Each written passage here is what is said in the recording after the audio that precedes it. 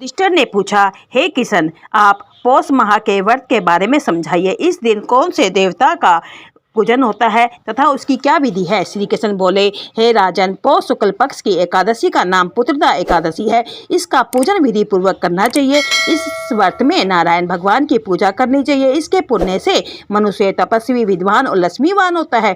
मैं एक कथा कहता हूँ, उसे सुनो। भद्रावती नगरी में सुकेतुमान राजा राज्य करते थे।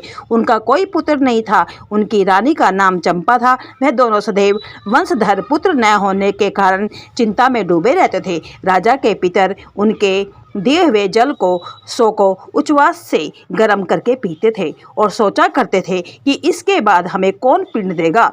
इधर राजा को भी राज्य वैभव से संतोष नहीं होता था। इसका एकमात्र कारण पुत्रहीन होना था। वह विचार करता था कि मेरे मरने पर मुझे कौन पिंड देगा।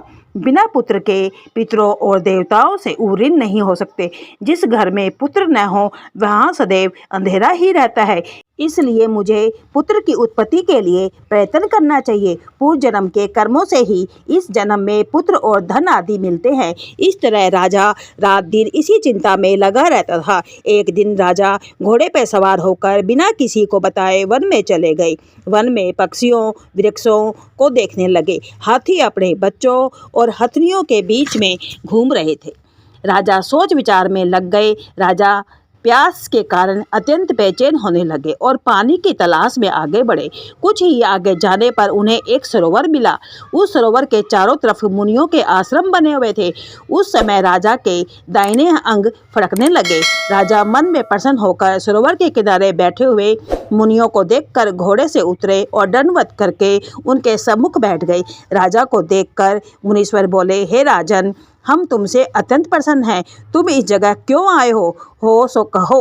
राजा ने उनसे पूछा, हे मुनीश्वरों, आप कौन हैं और किस लिए यहाँ हैं। मुनि बोले, हे राजन, आज पुत्र की इच्छा करने वाले को संतान देने वाली पुत्रदा एकादशी है। हम लोग विश्वदेव हैं और इस सरोवर पर स्नान करने आए हैं। राजा बोले, हे मुनीश्वर, मेरे भी कोई पुत्र नहीं है। यदि आप मुझ पर प्रसन्न हो तो एक पुत्र का वरदान दीजिए। मुनि बोले, राजन, आज पुत्रदा एकादशी है। आप इसका व्रत अवश्य करें। भगवान की कृपा से आपको अवश्य ही पुत्र प्राप्त होगा।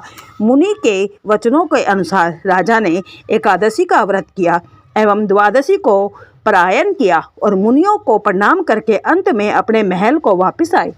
अंत में रानी ने गर्भ धारण किया और 9 माह के पश्चात उसके एक पुत्र रतन पैदा हुआ।